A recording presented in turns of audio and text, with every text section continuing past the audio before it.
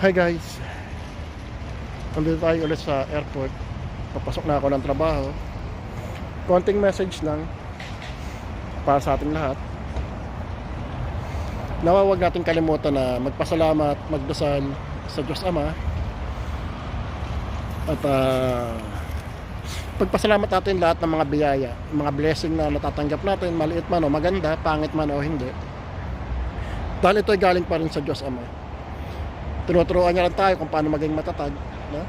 Even sa mga problema ang dumaraan sa ating buhay, tinuturuan niya lang tayo maging matatag, tumayo sa ating sarili at maniwala sa Kanya, sa Diyos Ama at kay Jesus na bilang Diyos at tagapagligtas natin ng ating buhay. Yun lang guys, mga kapatid,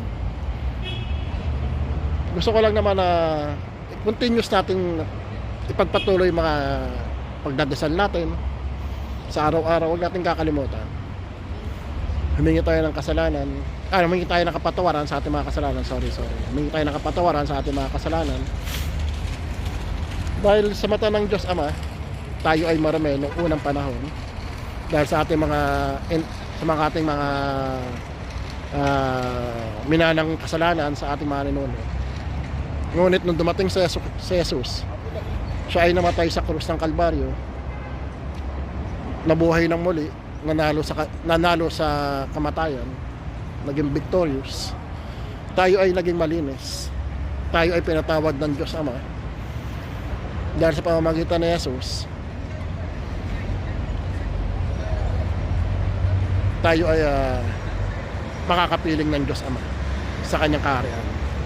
Ngunit kailangan natin magsisi sa ating mga kasalanan, mga kapatid, at tanggapin natin sa ating buhay na si Jesus ay ating Diyos at tagapagligtas, at maniwala tayo na siya ay muling nabuhay mula sa kamatayan.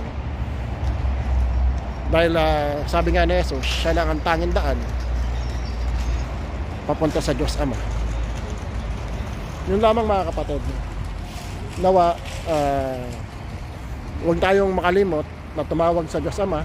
Huwag tayo makalimot na magdasal, magpasalamat at humingi ng kapatawaran sa ating mga kasalanan. Yun lamang po, at lagi kayong mag-iingat, mga kapatid. God bless po sa inyong lahat. Salamat po.